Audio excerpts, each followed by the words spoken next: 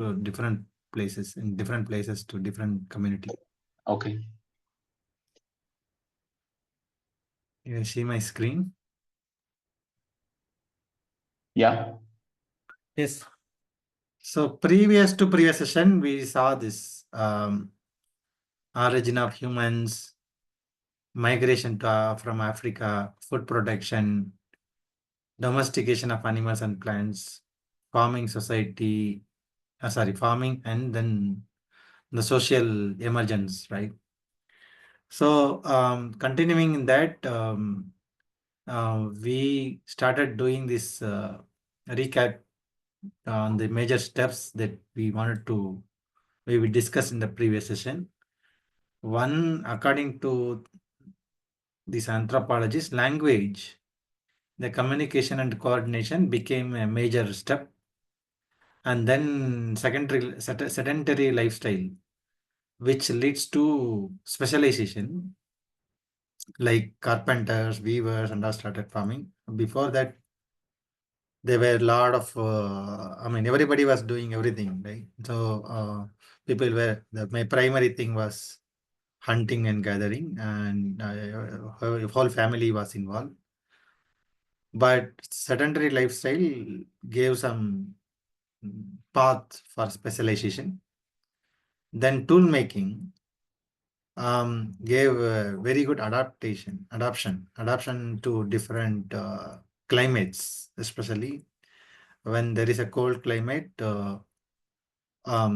Humans are able to observe how the animals are able to prevent themselves from cold, and then they were just taking the skin, put it on the body like a cloth, and they were able to adapt to the colder region and migrate. So all these are like animals have their tools in their body, for example, sharp nails and sharp teeth to tear the skin of the prey. All these are possible, but humans do not have such excellent capacity.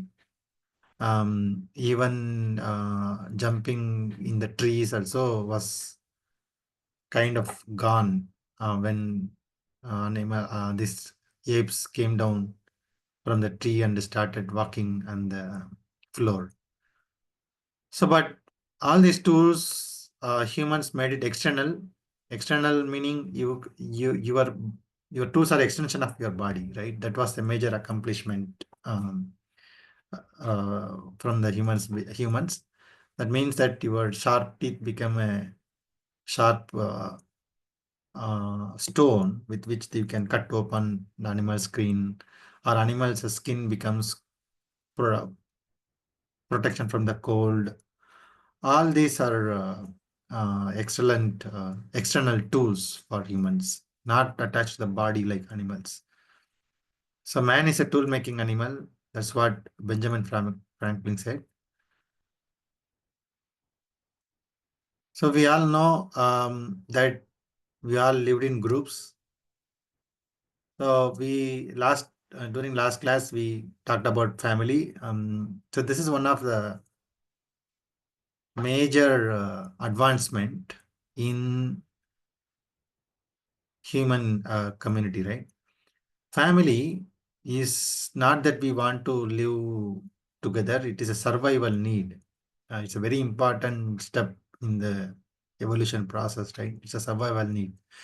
A residential group, according to Wikipedia, a simple definition just for our discussion is a residential group that share the general survival goal and a residence, right?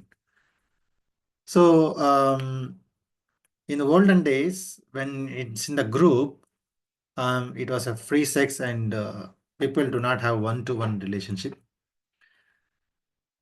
So what happens is a kid born in the community will know only mothers. They will not know who is the father.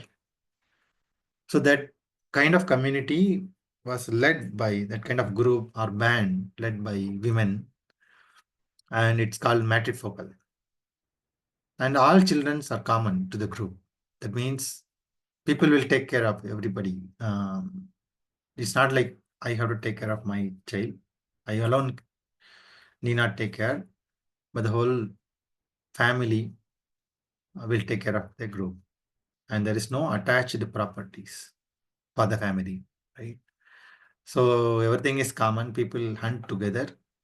They bring in the food, eat in a group, and sleep together in caves or very simple houses and all.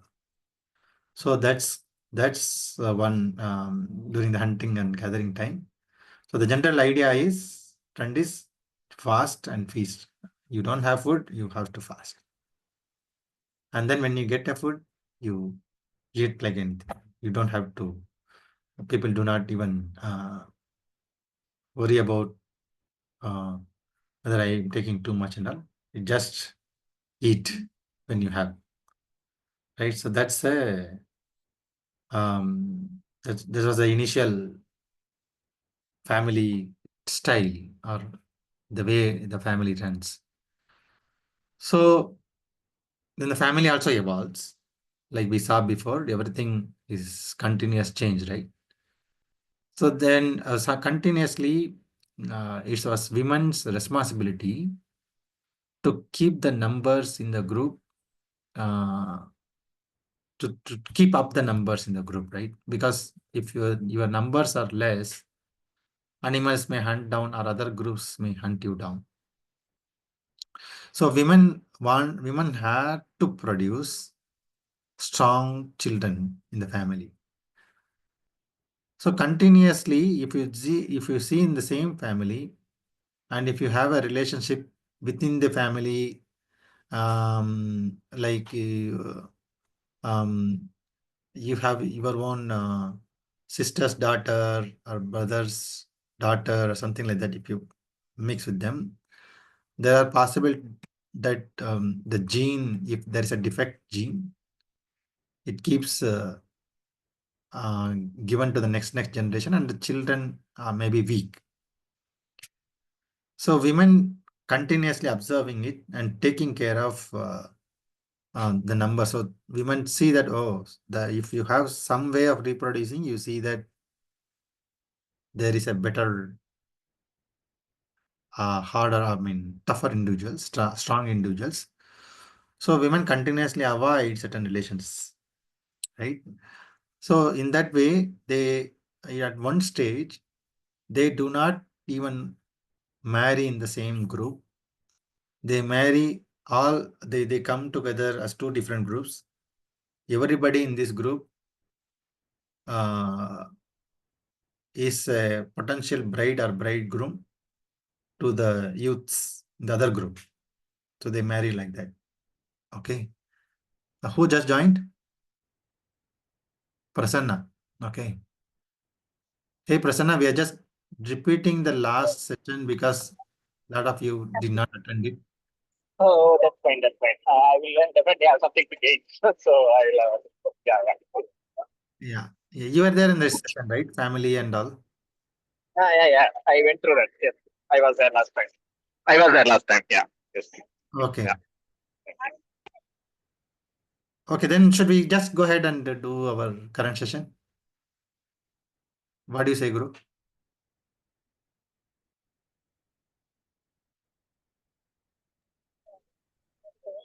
I think so, Balaji. You should continue your normal. Okay.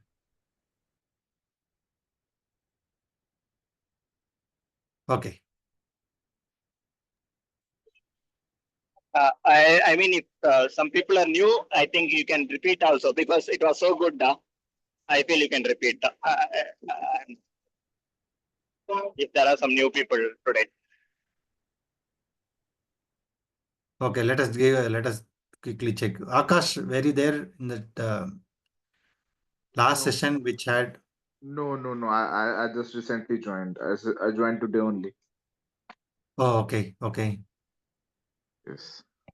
Okay, then we will go to that previous session. Okay, so we had this group marriages where women from one group or men from one group will all be potential brides or bridegrooms of women and men of the other group. So that way we produce better, stronger children. And even then, women take care of children together, not like I only have to take care of my children. It's a group family takes care of children together. And then we have livestock and grains, because it's in this family slowly the agriculture evolved. So livestock and grains are family property. That becomes something that you stock and use it later. And then if you do not have grains, you may kill your domesticated animal, eat. But in some way it has become a family's property, right? And then slowly it becomes one-to-one relationship, living with one person, either male or female, but still democratic. You do not have a very stringent family laws that continuously evolves. And then the problem of this property comes, right? So who will own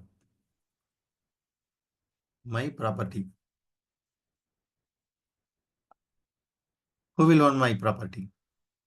That question starts arising. So then that becomes one-to-one, becomes strict family, strict relationship, because then only a person will know whose children it is, and lot of attached properties, but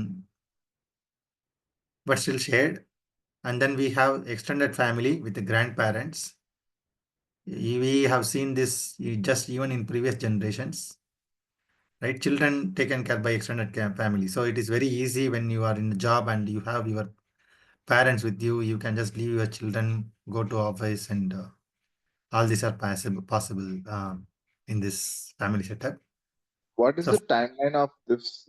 Like, when did this stick to one family started? it is the moment. It is see, we do not have exact dates here. As the agriculture progresses and more property get accumulated, right? Properties here, grains and livestock and your animal that you killed and you have protected the skins. All these things becomes your property.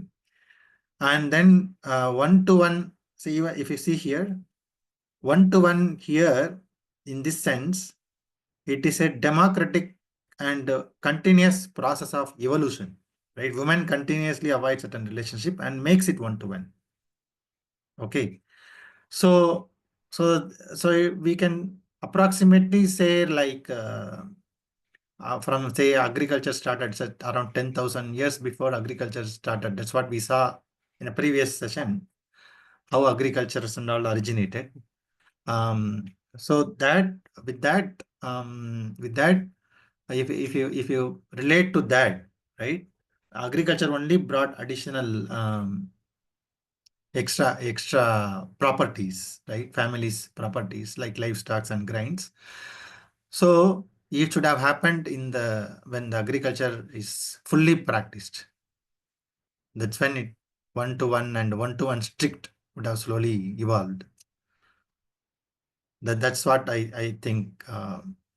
I mean, no one can tell you exactly when it happened, but it is a continuous process. So I would say between 10,000 to 5,000 years before. But this kind of proper family still continued even before our previous generations. If you see, we have extended family with the grandparents and all living with us. And then now we have this strict nuclear family, lot of attached properties. We have lot of things like we have our own TV, refrigerator. Even in this extended family, you will have one refrigerator, 3 families may be using, right? Your brother, sisters, and all together, and grandparents. you don't have to own everything. But as you progress in the nuclear family, you have lot of properties, and children are sole responsibility, right? I mean, you have to continuously take care of children. So it is, Yes. yeah, you know how stressful it is. Those who are living in cities and both are working, you know how stressful it is, right? So that is the family that we have in current state. And already people are, you might have started seeing, I recently heard this word, right? DINK, dual income, no kids.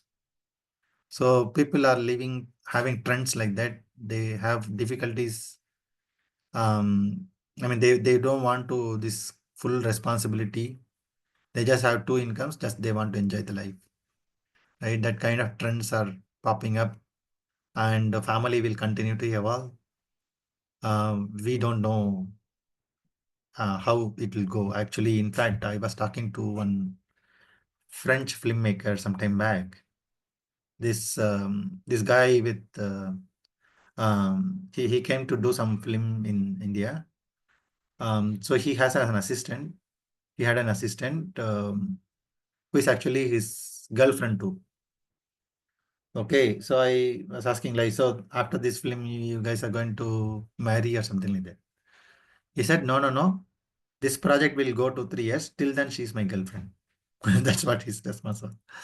So he was saying that in France and all, the idea of family itself is continuously changing. Of course, the trend is affecting. You can see this trend coming up in cities like Bangalore and all.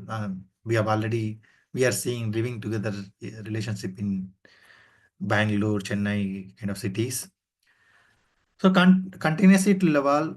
The society will decide, especially women has a lot of role in taking up the family forward. So this society's women will decide how to take it forward. This idea of family, right? Let's see how it goes. So that is how family has evolved. Any questions so far?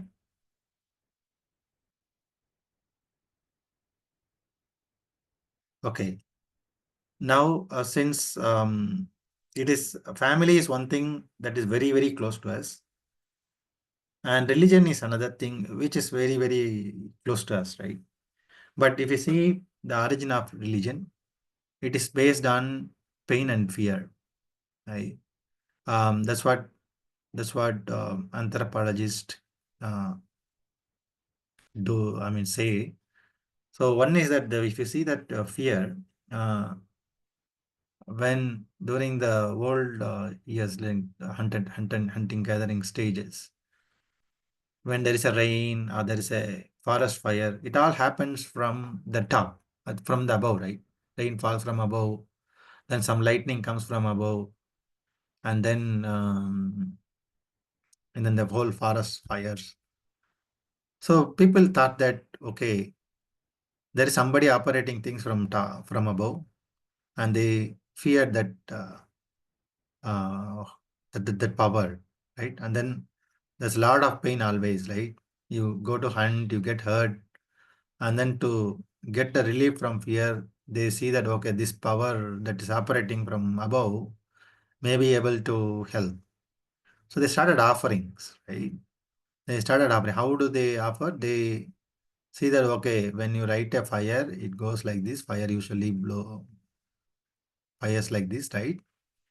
So they started putting things together and assuming that it all goes up, meaning that the hunted meat or the gathered materials and all they put in the fire, offering to the extraordinary power that is above. So this could be the origin of yagna. Yagna with we perform, and then so that's also so slowly it became a unified system of belief. Initially, it was like small groups, right? All tribal people have their own god. Even if you see in India, especially in Hinduism, you have lot of multiple smaller gods, right? You go to your village, there will be one deity. They will all worship that deity. So every community, every small tribes, they had their own god, their own heroes who fought in their wars. They became the god there. But slowly that became unified and became an organized religion. Then like Christianity, Islam, or whatever. Um, so it becomes organized religion. And the earliest religion, if you see, we have Judaism, and then we have Vedic polytheism. Judaism is monotheism; it's all believing in one God. But if you see Vedic religion, it has multiple gods, right? Um, Hinduism can be said as Vedic religion. Here you have Vishnu, Brahma, Shiva, or multiple gods. And if you have in Eastern thing, we have earliest religion from China is Confucianism, and we have Buddhism. They both are atheist religion. That means they don't believe in God. It's a kind of philosophical system, but later become religion. I mean, they made Buddha as God and they started worshipping. But these religions do not talk about any super god or supernatural things operating from above, right? So all these are the very earliest religion formed around from 900 to 200 BC. And then some of these are derivatives, like from Judaism, we have Christianity and Islam. From Vedic, we have a lot of subsects, and then two major things is Shaivites and Vaishnavites. And then very, very recently formed religion is Sikhism, from Guru Nanak around 700 AD or later, right? So this kind of getting organized, the religion got organized and became an institution and started operating at a very, very influential level in the families. His religion started near around 3,000 years ago. Only. Yeah. Okay. Yeah. These are the earliest, as I said. So if we say BC, right? And when Christianity forms, it is around, that's what we say, first AD is when Christ arrives, right? From there, or 0 AD, from there, Christianity comes. So that means from Christianity itself has 2000 years of history, right? These religions are formed before that. Yes. Buddha lived during 500 BC. Where is it?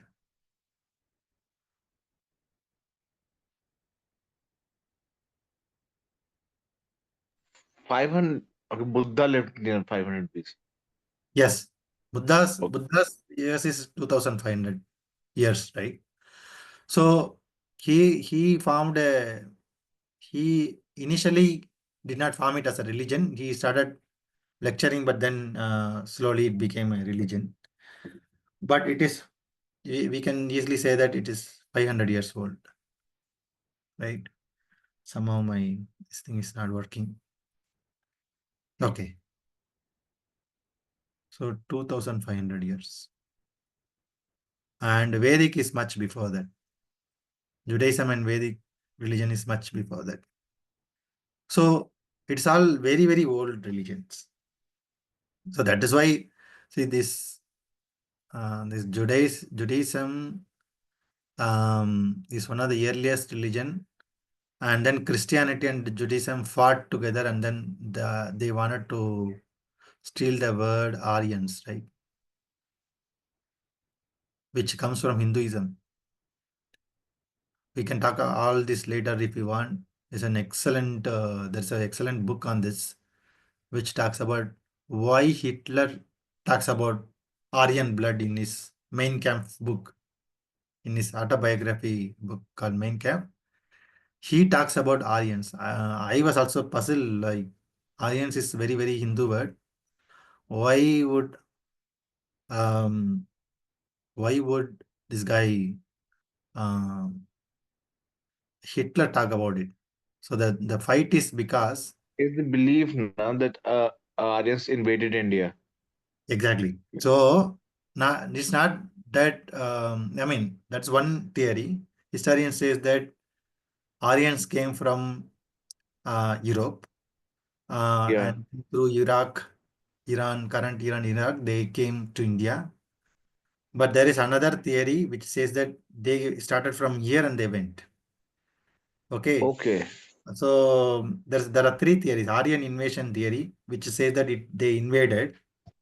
Aryans migration theory, which says that they slowly migrated, searching for Okay. food and water and all.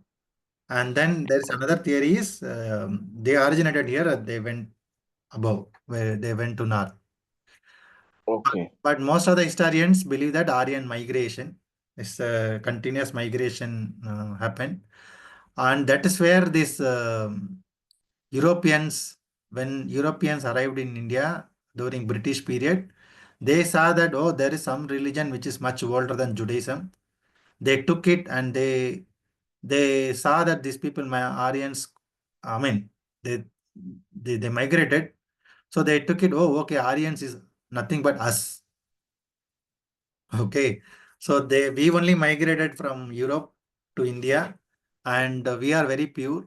And that theory was picked up by Max Miller is one of the major proponent of that theory, who actually took and compiled Vedas for us, right? Before that, Vedas was all with few individuals. Max Miller came and he compiled these Vedas and into books and published it. So because they wanted to theorize this Aryans arrival from Europe, and they then took it Aryans as a pure blood, and Hitler was very attracted by the theory, and in his main camp he writes that he is trying to purify the Aryan blood from Jews, and that is his theory to kill Jews. So, but okay, that's all. Probably we can go in detail if we want in a different session. But these are all very, very, very, very earliest religions, with which we have multiple things coming out of this. Okay. So religion is we also in our previous class we saw that state was formed um, in order to say when the family when the group was there and then there is one individual or two individuals who are good fighters, we say that okay, we will do full-time war and we don't want to work, we may not work but we will do full-time war to protect the group, right? They slowly became the group was supporting them by giving food and various other comforts. They slowly became kings and state started farming. That's what we saw in detail in the previous session. But when you farm a state and then you really have a king and a full-time what is our full-time military. You need a lot of money to do. Military can be supported only with lot of money, right? That is one. And then, so you can't rest. Okay, I have a military, I have everything. Can a king go and sleep easily? No, because the nearest king will always be in a hurry to take your place. So you have to go and proactively do it. So expansion and spreading is unavoidable for a feudal setup, right? We call it feudal setup because in feudal setup only this kingdoms and landlords are all very powerful. So so expansion is continuous. You can't avoid it, and you have to spread. Otherwise, nearby kingdoms is going to take you. So, but when you expand, you become a king for other groups, other set of people who do not know you, right?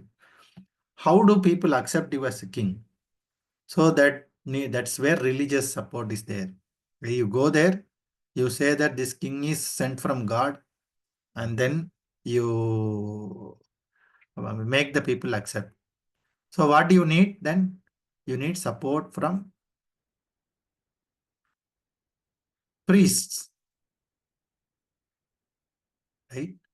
Priest class, they will make you okay. They will talk to the um, religious gurus. They will talk to your subjects, king subject. They will say that, oh, this guy is sent from God, and we will take this as your boss or king or whatever, and then they will be the people will accept it, right? So religion needs a state sponsorship. States needs religion also its support, right? For example, Gupta in India, Gupta period, the Chandragupta was a firm believer of Buddhism. He spread Buddhism throughout India, and of course, with the Buddha support, the kingdom also flourished because, of course, your religious leader says people will accept it, right? So that kind of support is continuous, and one in between they also have a power struggle. Who is more powerful? Kind of debate will always be there between the king and um, religious gurus, which continues till today, right? So that is how religion and people, kings or state support each other. So now it's very organized. Religious continues to flourish. It is not easy to get rid of it, even if I mean, people need it for various reasons. Whether you are atheist or believer, whatever it is, religion is there always influencing your life.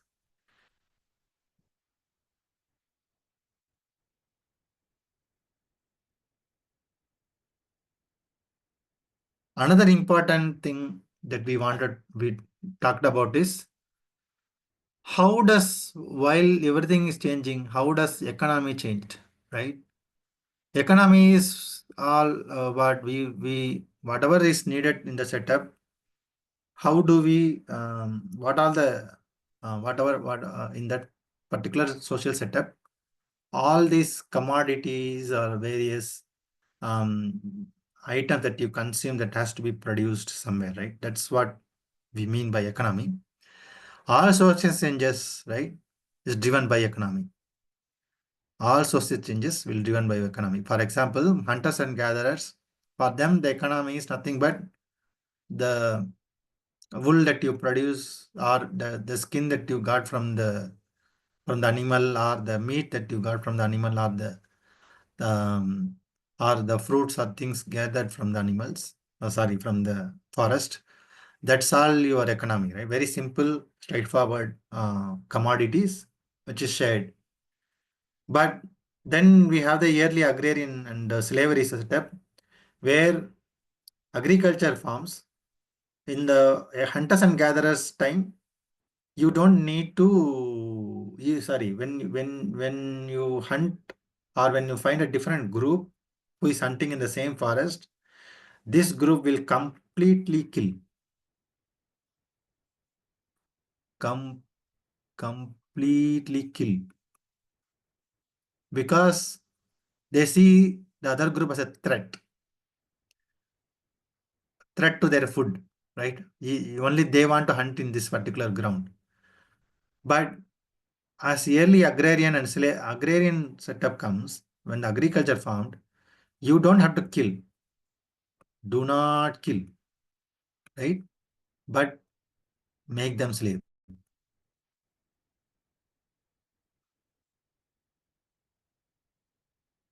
What is the point here? Make them slave and get work done by them. Right? It is nice to not do anything, but still you have enough food to eat, right? So agrarian and slavery, you see, we also there are certain things we may not like, but that is part of the system that came with agriculture. So it evolves. This setup becomes more and more institutionalized, and states become king, landlord, and people working in land. It may be agriculture laborer, right? It may be agriculture laborer, it may be some weaver. All these people work for some landlords, and or even if they want to individually do, they will continuously say a weaver, if he weaves, he will have everything, right? A weaver will weave, which means the material that we want to use to weave, and the tools that the weaver uses to weave, all these things will be with that particular individual. He will own everything. He or she will own everything. Similarly, carpenter, all these tools, even today, when independent carpenter comes, if we see all the tools he or she will own, they will continuously use it to do the end-to-end delivery. End-to-end delivery they will do. So they will take it, they will produce it, they will take it to market, and then sell it there. Right? That's how that economy was. But that continues to evolve, right? With the industrial revolution, with the arrival of steam engine, that massive production factories arrive.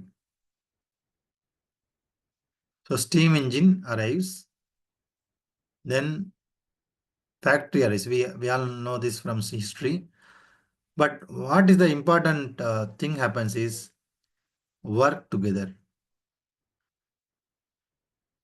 right? People go to one place, they work together. Tools owned by owner. Others just work. Right? In a factory, all tools are owned by the person who builds that factory. Those who go there, they just work. They do not have tools in their hands. Right? They just have the labor. So industrial revolution made a very, very important made a very, very important, what to say, a phenomena called working together. So people go to that one place called workplace, they work together. Before that, there is nothing called one workplace where people go. Everybody has their own skills, they produce something, they do agriculture in others' land. Of course, that will be 10 people, 15 people maybe working in landlord. They will not be very organized workforce. One day they will come, one day they may not come. During the agriculture, they will come. All these are possible. But with the industrial revolutions and factories, workforce gets organized and becomes it's a major change that we are currently seeing, and we are in this capitalistic society, right? We all go to office and we work together.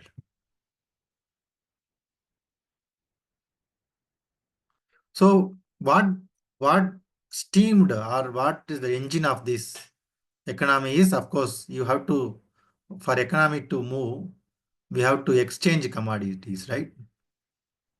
Exchange commodities will trigger your economy, or it will run your economy, basically. Right? So in the older system, we had barter system. You have rice, I may have dal. I want rice and you may need dal, you exchange it, which is very obvious, but it is not very easy to, as we think, because you may have rice, but I may not need rice. I may need tomato. I have dal, you may not need it, right? So what happens is there slowly they were bringing something called common commodity, right? Which helps these transactions. Common commodity was so many things. In fact, there is an excellent book called Money. I don't remember the author, but this is a 4-volume book. It traces the history of money, how it arrived. So it is a it is interesting read about what are all the things they used as commodity. For example, rice was once used as common commodity. Everybody will have rice. For rice, they can exchange for tomato, they can exchange for dal, they can exchange for potato, all these things. At one point of time, they have something else. They continuously experimented. So all these kind of things, eatable things, if you have as a common commodity, you will it may rot, right? It may rot, decay. You can't store it. Yes. So they found something important. It may perish, right? Sorry. It may perish. Yes. Oh, Correct. So they want something which cannot rot. So they started using metals slowly. So these metals also, so you may have different metals, right? Copper was used for some time. Silver was used. But these metals also, if you leave it like that, say copper will form copper oxide. Right? Silver will form silver oxide. Iron also will form iron oxide. That's what we call it rust, right? Then they found gold. Gold is a useless metal which cannot react easily. It is not useful for anything. They found that, oh, okay, this will not rust. It will 100 years you keep it on the open air. It will not react with air and form gold oxide because its outermost electrons are all filled. We can talk about those things later, little science we will go into. The outermost electrons of this gold atom is filled. So it will not react with any other commodities or any other molecules.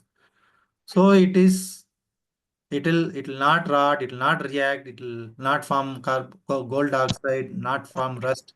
So that பரவாயில்லையா இருக்குது. இருக்கட்டும்ல? சரி இரு நான் இதை எப்படி கொடுத்துருவேன் நான். எவ்வளவு நம்பர் சொல்றாரா? hello. ஸ்கேனரா? Okay. Okay. Yeah. So gold is something that எவ்வளவு access இருக்கு? the metal they started using as a common commodity. But now even this gold is having difficulties, like it is very difficult to produce, exchange and all. So that made that another transition called currency. So that's where we are now. Now we are going slowly into digital. 74. Thanks. Prasanna, can you please turn off your mic?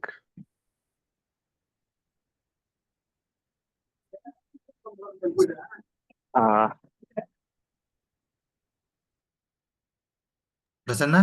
Sorry, I just deboarded. So I just Sir. sorry. Sir அந்த டைம்ல வந்து gold வந்து ரொம்ப சீப்பா தானே பார்த்துட்டு இருந்தாங்க. அதாவது கோல்டு கட்டுல அந்த வெசல்ஸ்ல வந்து சாப்பிடுறதுக்கு ஸ்லேவர்ஸ்க்கு கொடுப்பாங்க அப்படின்னு சொல்லிட்டு இருந்தாங்க. அது உண்மையா sir? I don't think so. The question was that thanks, Priya. The question is that gold was initially it would be cheaper because the metal when was first invented, they don't know what's the use, right? Slowly, the moment it became more and more useful, it becomes a precious commodity because you can exchange it for anything. Gold, you can use it to buy rice, to buy tomato, to buy your saris, to buy everything, right? So then it will become very precious. Obviously, slaves will not have plates with gold and all. Definitely no. I don't know where you used to get this story, but it's a useless metal. That's what I wanted to say. Because see, copper you can use bend. You can make different metals by making it react with other things. Silver is also like that. There are a lot of other metals which are useful in your day-to-day life. But gold is something which is very rigid. It cannot easily react. Okay, that's why they started using it. But now it becomes very big, very, very important commodity in our life. We can't, you have to think about this as a precious commodity in some way or the other in your life. So, but still, if you see, it is very difficult to exchange gold, right? You can't carry the gold easily. Say you want to buy a house, you cannot have 3 bags full of gold and go and exchange and buy a house. So currency is a nice form, easy to exchange, which is simply paper, and now so that became a exchanging common commodity, and slowly now it's becoming more and more. It is just a number, right? The account that you have is just a number in a bank account. It is no more just some currency or some gold. So it's becoming more and more digital. We will see. I don't know how it will transform later.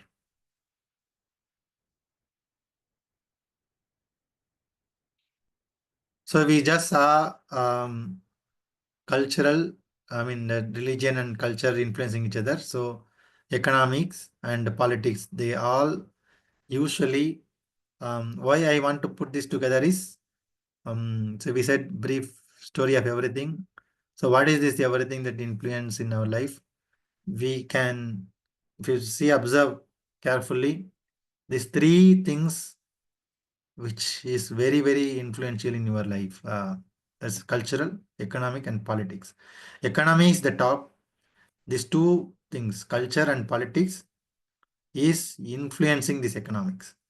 Those who control the economy control everything. How to control the economy? It is through culture and politics, right? For example, you want to sell a TV to your house. Then what do you do? So you show a culture where TV is a nice thing, make a marketing thing, make it as a culture that having TVs or watching TV is very important thing in the life, right?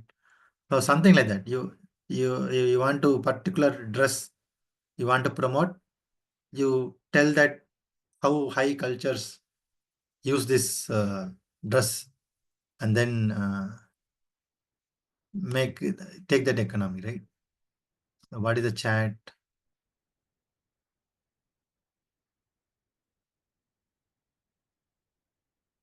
Anybody ask any question?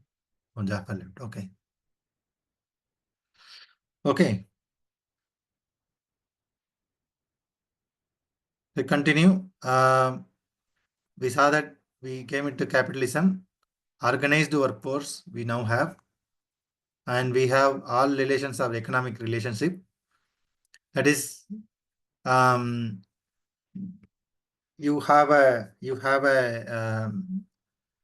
say your relationship between your daughter and son, brother, sister, all relationship now we have an economic factor in it.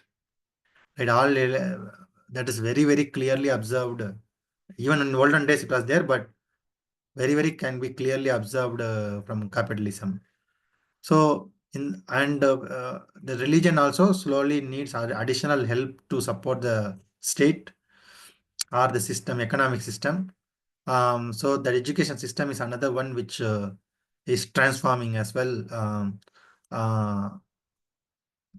when in the capitalist system. For example, in the capitalist system, we said organized workforce. meaning both women and men started working, go to a factory and work. Now, where will the children be? So that is when we want to have a school. So school is a place where you leave your children and go to work. That is how this organized workforce or organized education is started appearing. Before that, if you see, who was educated in the feudal setup, if you see, some kings' kids are educated, right? And then somebody who were there in the in Tamil we call Thinnai Pallikudam, meaning some talented person will be there. He may organize a class and people may learn from him or her, right? So those kinds of ad hoc education only was there. But organized education comes with the capitalism. Because in the factory people have to work, then where will the children be? Okay, you put them in school. And then there is one more thing. In capitalism, lot of automation comes, right? In the olden days, weaver and whoever it is, the tools are very simple. Tools were very simple. They were using hands a lot to use these tools. But in steam engine and with the arrival of steam engine, other cotton mills and all, there are a lot of additional skill needed to operate in these machines. Who will train this skill? Who will train people in this skill? So instead of these companies and capitalist factories take the in charge, government has to take. Government takes responsibility to train. This is nice, right? I want a profit. I want train people. I want somebody else train, send it to me. And I will extract the work, I will take the profit, right? So that is the capitalist mode of production. Very, very nice. So all these big factory owners, they lobbied to take the government to take this action. And then government started giving skills to people. And that's how, if you see, highly capitalist societies like America, US, Canada, and these places, school education is free. So your talent and skills needed to operate in the society to get employed is already taken care by the government. You come out and join the workforce.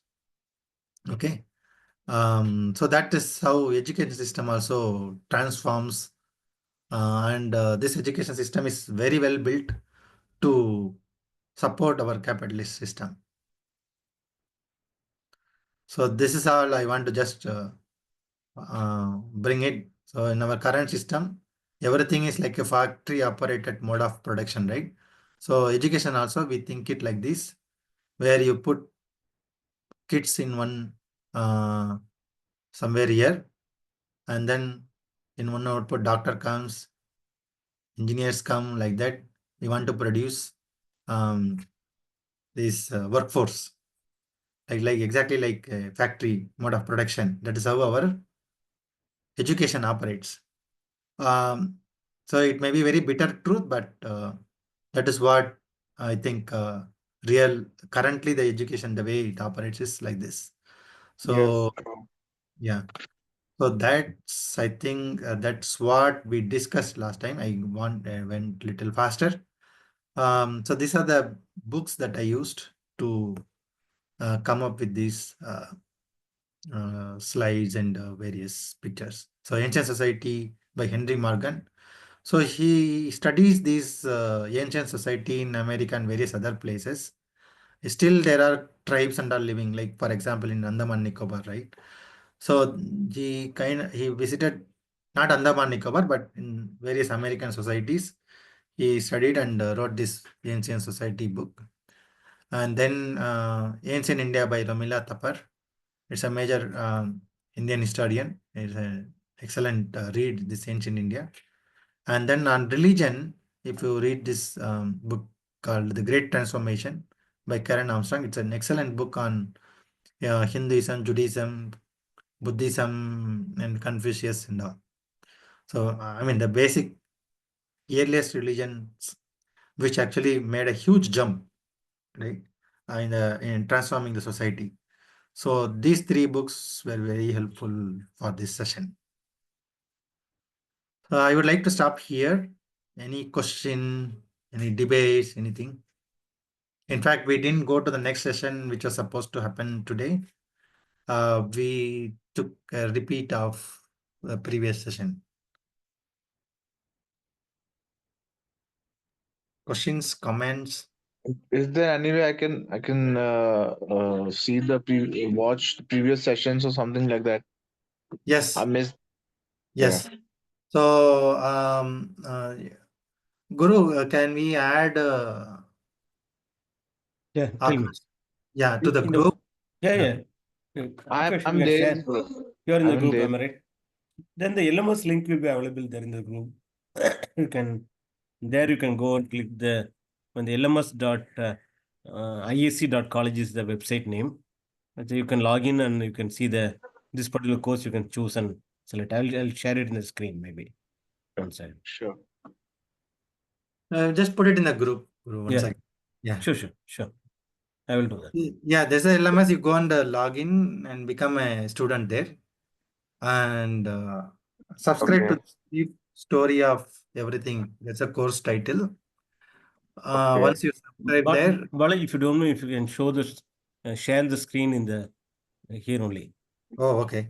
We don't share it and they can see where to go and see. Okay. Yeah, if you can do that. That would be great. Yeah.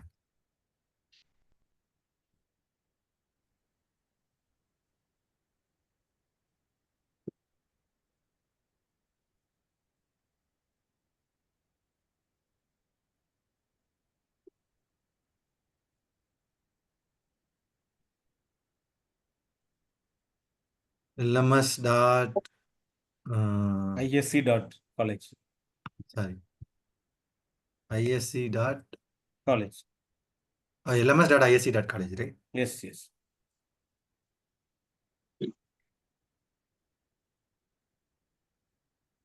Yeah, this is the course. Okay. Let me log in.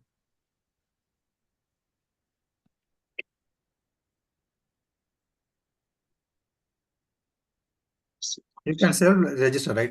You can create your new account and log in. You can subscribe to this course. Where is it? My courses. Our courses. Okay. You can go to this course and subscribe. Okay. Click on it. So you see this first session. Okay.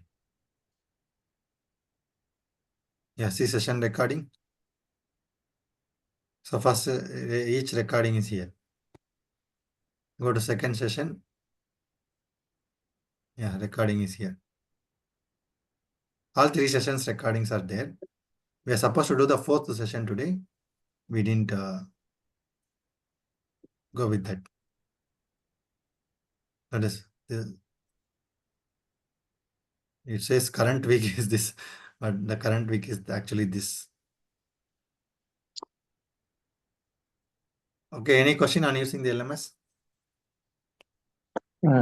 Just one observation when you were mentioning about the concept of fear causing the creation of gods. Many mythologies, whether it is Indian mythology or Greek or Norse mythology, we see many commonalities, like you mentioned, because for all the natural elements, some god is assigned.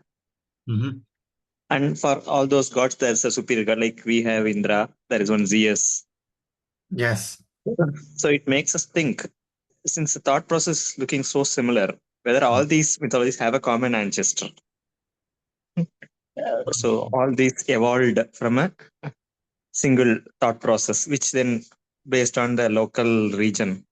Mhm. It got local names and local stories slightly different from each other because the parallels are looking so common of all these mythologies.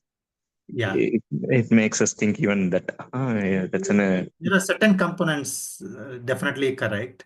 For example, in the idea of Indra or Indra as a person in a different name found in Iran's mythology. I don't know exactly where it is, but it is found in different name in other places, especially Europe, because if that's how this historians say that Aryans came from European soil or some right? So these kind of names sound similar in these places. But that is one component. But if you say Christianity, if you take Christianity and and if you see the pagan religion, they call pagans all the other non-Christian religion, they call it pagans, right? Many got people. They systematically killed them. okay. Religions are killed, or the gods are killed, and religion. Say if you see the North Europe, especially Scandinavian areas, that's where the zoo is, or this Correct. Valhalla, where those gods are there, right? Now they are all Christians. So that's all like from when Roman Empire expanded, they took that religion, right? They cultivated. See, similarly in India, Shaivais and Vaishnavais, right? Every time one ruler comes, the religion in that area will change. Okay. So you definitely I agree with what you are saying. There are some components to it, but some religions are systematically eradicated. Okay. Yeah. Since you mentioned Christianity unifying things, Yeah. there was even in that movie they would have questioned. So instead of having gods, they created angels. Yeah. Okay. To manage that aspect. Yeah. Still having overall control, single controller. I mean, in a very logical sense, I am trying to. Yeah. So this makes us. Jainism in India, right? Systematically killed. In Tamil, கழுவிலேற்றுவது அப்படின்னு So what happens is they will put a stick inside your anal opening. They will make it that they will erect that pole, and you'll be on top with your stick inserted into the anal, right? The Jains monks were given that kind of treatment for not accepting certain religion. Yes. And Buddhist monasteries were destroyed, especially the Nalanda universities, right? One of the earliest universities formed around. I will talk about it in next session. Okay. So it's this all so far we have been talking non-scientific. So the knowledge part of it, not non-scientific, not science subjects, right? Next class, what I'm trying to talk about is that how science originated, how the idea of knowledge, which is driving the inventions, discoveries, and all as part of the social progress. I'm going to discuss that.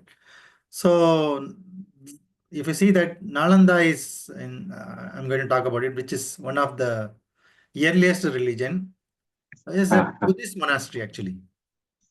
Oh, okay. And Nalanda is a Buddhist monastery. People come from different parts of the world. They come and share the knowledge. But it is systematically destroyed. Similarly, Alexandria, there was the earliest library. Even third BC, even during third BC, it was there. Yeah, Hypatia used to be one of the prominent lady astronomer from that. Yeah.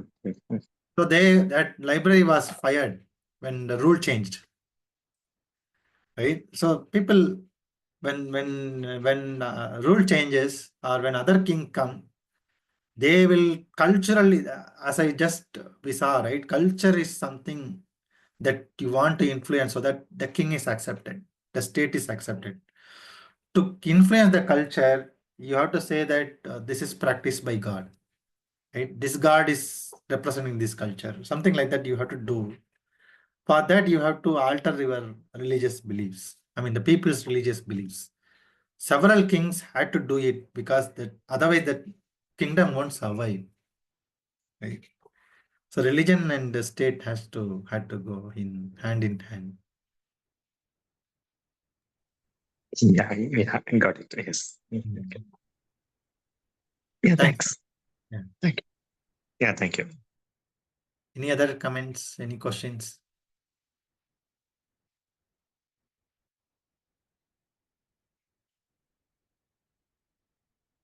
Okay. So next week we will not next week. Next week I am traveling. Next to next week we will see the scientific progresses made by human individuals. I mean individuals. Not that the scientific progress was not there, but we started naming scientists at one point of time, right? Pythagoras or the earliest scientists. Who are the earliest scientists and how they made some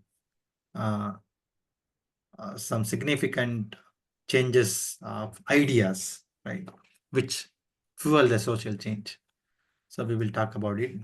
Please do not think that it is going to be a science topic. We don't want to go into equations and all. Anyway, I also don't know, to be frank. But we want to appreciate ideas that change or fuel the human progress. That's what we will start with next class. So There is- yeah, yeah. Balaji, we need to see how we can get the better audience. Attendance, that's the only thing I'm concerned actually. Because the first 2 weeks we had a decent audience. So last week and this week we're not seeing many people. Yeah. So let's say, should we recheck on the timing?